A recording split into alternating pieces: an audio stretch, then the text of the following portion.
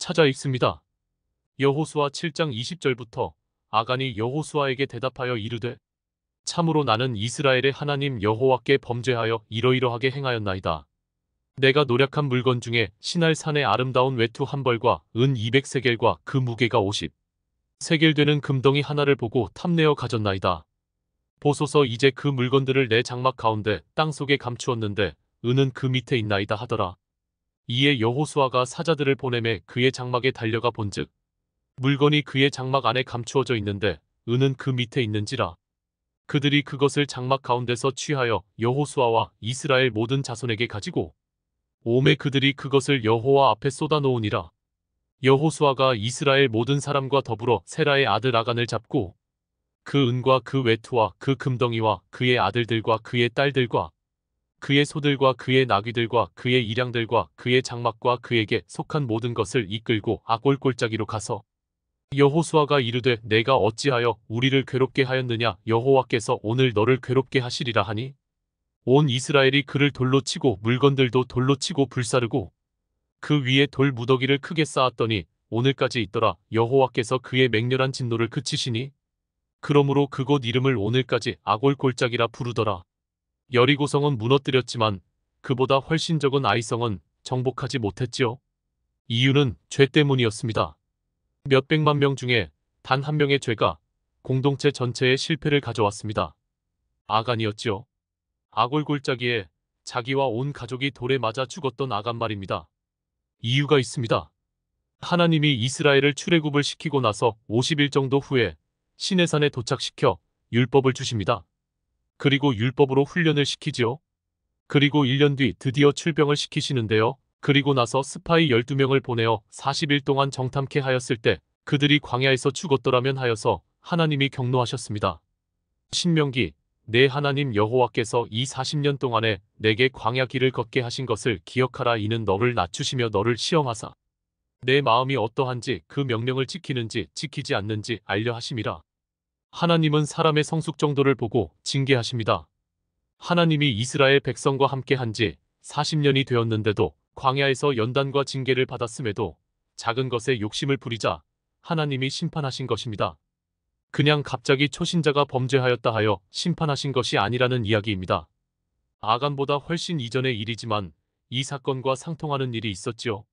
이사야 그들의 모든 환난에 동참하사 자기 앞에 사자로 하여금 그들을 구원하시며 그의 사랑과 그의 자비로 그들을 구원하시고 옛적 모든 날에 그들을 드시며 안으셨으나 그들이 반역하여 주의 성령을 근심하게 하였으므로 그가 돌이켜 그들의 대적이 되사 친히 그들을 치셨더니 이사야서에는 출애굽한 이스라엘 백성들이 우리로 치면 교회 오래 다닌 분들이 반역하여 성령을 근심케 하였더라 합니다. 불평한 사건을 말하는 거죠. 무슨 말이 생각나지요? 에베소서 하나님의 성령을 근심하게 하지 말라. 그 안에서 너희가 구원의 날까지 인치심을 받았느니라. 하나님이 백성을 고난에서 끄집어내시고 그래서 성령을 통해 함께 하시는데 그때 그 성령님과 동행하는 삶을 살지 않으면 즉 구약의 이스라엘 아간의 모습을 신약으로 비춰보면 이 에베소서 4장 30절 바로 위의 말씀과 유사하다는 것을 알 수 있죠. 볼까요? 그런즉 거짓을 버리고 각각 그 이웃과 더불어 참된 것을 말하라. 이는 우리가 서로 지체가 됨이라. 분을 내어도 죄를 짓지 말며 해가 지도록 분을 품지 말고 마귀에게 틈을 주지 말라. 도둑질하는 자는 다시 도둑질하지 말고 돌이켜 가난한 자에게 구제할 수 있도록 자기 손으로 수고하여 선한 일을 하라. 무릇 더러운 말은 너희 입 밖에도 내지 말고 오직 덕을 세우는데 소용되는 대로 선한 말을 하여 듣는 자들에게 은혜를 끼치게 하라. 그리고 에베소서 4장 30절 하나님의 성령을 근심하게 하지 말라. 신약에서 이런 행동은 구약의 이스라엘 백성들이 모세에게 하여 하나님이 화내시던 행동과 같은 행동이라는 말입니다. 아간과 같이 도둑질한 것과 같은 짓이라는 거죠.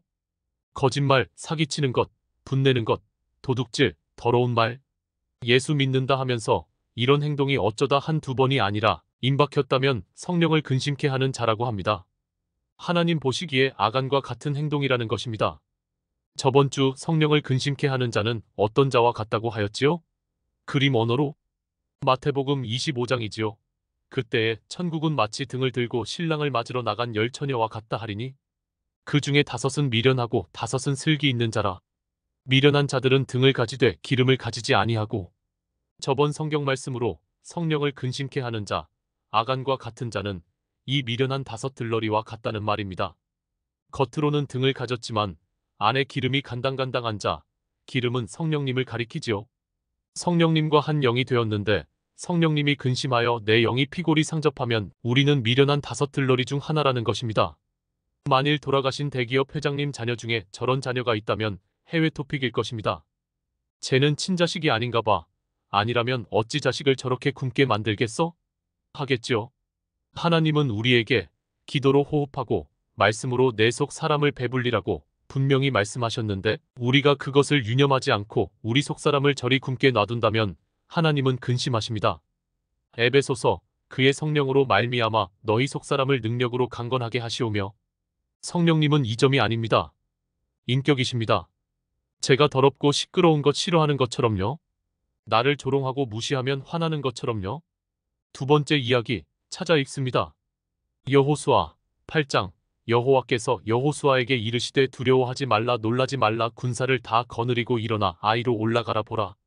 내가 아이 왕과 그의 백성과 그의 성읍과 그의 땅을 다 내 손에 넘겨주었으니 너는 여리고와 그 왕에게 행한 것 같이 아이와 그 왕에게 행하되 오직 거기서 탈취할 물건과 가축은 스스로 가지라. 너는 아이 성 뒤에 복병을 둘지니라 하시니 이에 여호수아가 일어나서 군사와 함께 아이로 올라가려 하여 용사 3만 명을 뽑아 밤에 보내며 그들에게 명령하여 이르되 너희는 성읍 뒤로 가서 성읍을 향하여 매복하되 그 성읍에서 너무 멀리 하지 말고 다 스스로 준비하라.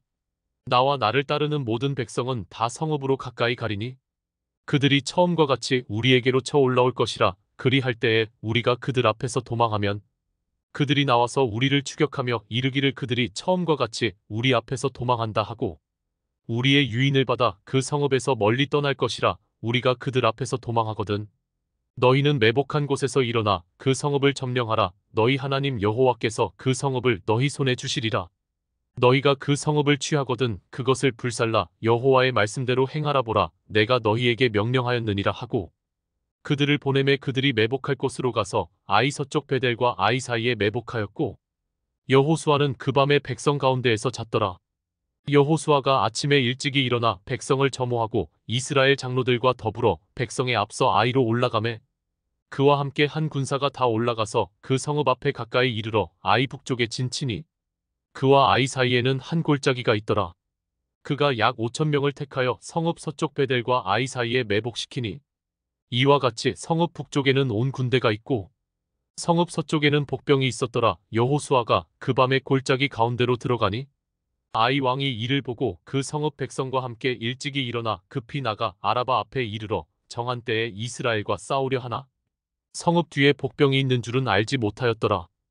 여호수아와 온 이스라엘이 그들 앞에서 거짓으로 패한 척하여 광야 길로 도망하매 그 성읍에 있는 모든 백성이 그들을 추격하려고 모여 여호수아를 추격하며 유인함을 받아 아이 성읍을 멀리 떠나니 아이와 베델에 이스라엘을 따라가지 아니한 자가 하나도 없으며 성문을 열어놓고 이스라엘을 추격하였더라. 여호와께서 여호수아에게 이르시되 내 손에 잡은 단창을 들어 아이를 가리키라. 내가 이 성읍을 내 손에 넘겨주리라. 여호수아가 그의 손에 잡은 단창을 들어 그 성읍을 가리키니 그의 손을 드는 순간에 복병이 그들의 자리에서 급히 일어나 성읍으로 달려 들어가서 점령하고 곧 성읍에 불을 놓았더라. 이스라엘이 자기들을 광야로 추격하던 모든 아이 주민을 들에서 죽이되 그들을 다 칼날에 엎드러지게 하여 진멸하기를 마치고 온 이스라엘이 아이로 돌아와서 칼날로 죽이매 그날에 엎드러진 아이 사람들은 남녀가 모두 12,000명이라. 첫 번째는 실패했지만 두 번째에도 실패하면 안 되겠지요? 아간을 처리하고 다시 정비하여 드디어 아이성을 함락시킵니다. 여호수아가 아주 지혜롭게 하지요. 우리가 회개하고 하나님께 깨어 있어서 성령으로 우리 속사람을 강건하게 하면 하나님이 우리가 빼앗겼던 것 도로 찾도록 지혜를 주십니다. 야고보서 너희 중에 누구든지 지혜가 부족하거든 모든 사람에게 후히 주시고 꾸짖지 아니하시는 하나님께 구하라. 그리하면 주시리라. 전에도 말했지만 우리는 우리 가정은 그리고 열방은 이전의 빚으로 뺏겼다고 했습니다. 요한복음 19장 30절 예수께서 신 포도주를 받으신 후에 이르시되 다 이루었다 하시고 머리를 숙이니 영혼이 떠나가시니라. 원어로 다 갚았다 뜻입니다. 무엇을 갚으셨다고 했지요? 원수 마귀가 아담에게 훔친 빈문서, 그 값을 다 갚았다고 했지요. 골롯에서 우리를 거스르고 불리하게 하는 법조문으로 쓴 증서를 지우시고 제하여 버리사 십자가에 못 박으시고, 아담이 하나님과 분명 계약을 맺었는데 법조문으로 쓴 증서라고 하지요. 아담이 계약에 실패해서 합법적으로 마귀에게 뺏겼지요. 그래서 둘째 아담, 예수와께서 계약의 조건, 죽음을 갚으셨습니다. 볼까요?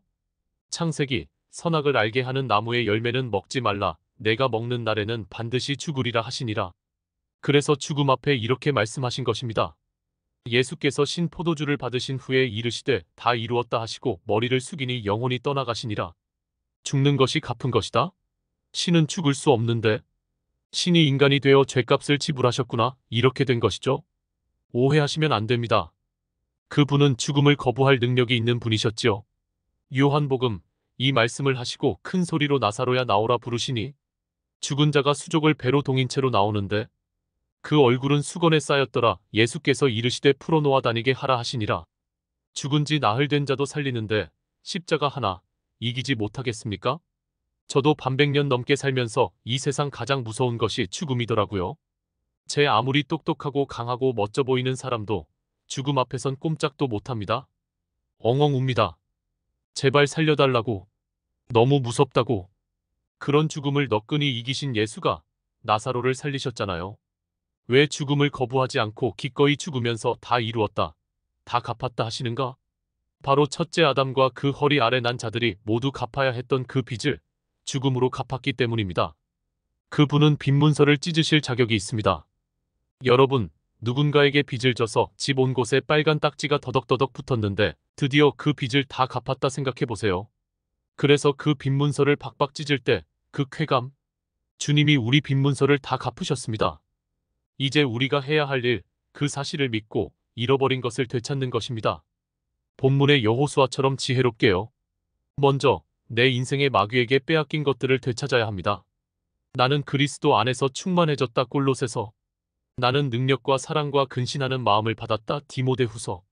나는 긍휼하심을 받고 때를 따라 돕는 은혜를 얻기 위하여 은혜의 보좌 앞에 담대히 나아간다. 히브리서.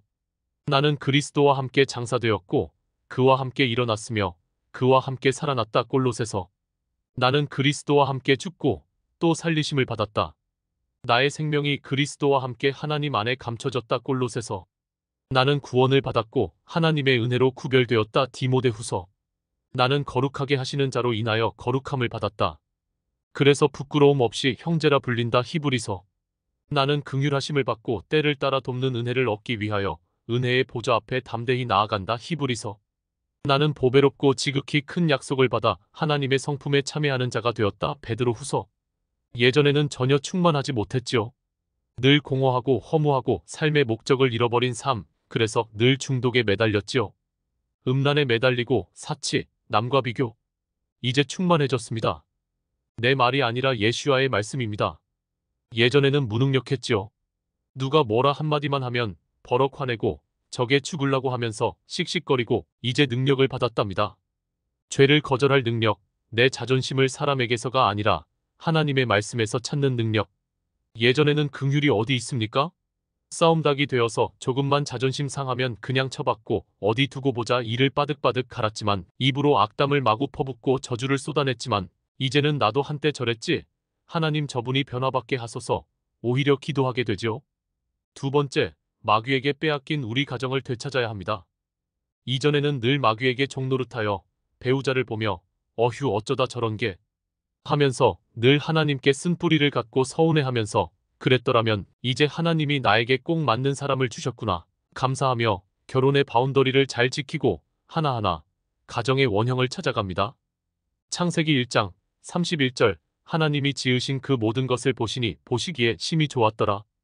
이 말씀할 때 있었던 것은 바로 아담과 하와의 가정이었잖아요. 하나님은 당신이 중매하신 가정을 보고 보시기 좋았더라 하셨습니다. 그 모습을 되찾아야죠.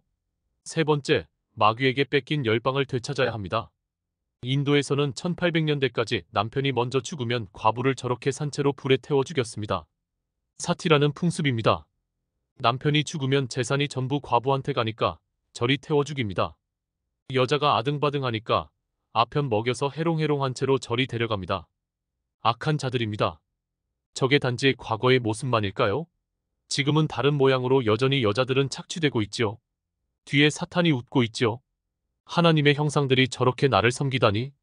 파키스탄에서 15살짜리 여자아이 얼굴에 누군가 염산을 뿌렸습니다. 낯선 남자와 말을 했다고요? 누가 그랬을까요? 여자의 부모가 딸 얼굴에 염산을 뿌렸습니다. 하나님의 말씀으로 저런 악한 풍속을 끊어내고 열방이 살아계신 하나님 그분만을 섬기게 해야 합니다. 왜냐면 그것이 그들의 원형이기 때문입니다.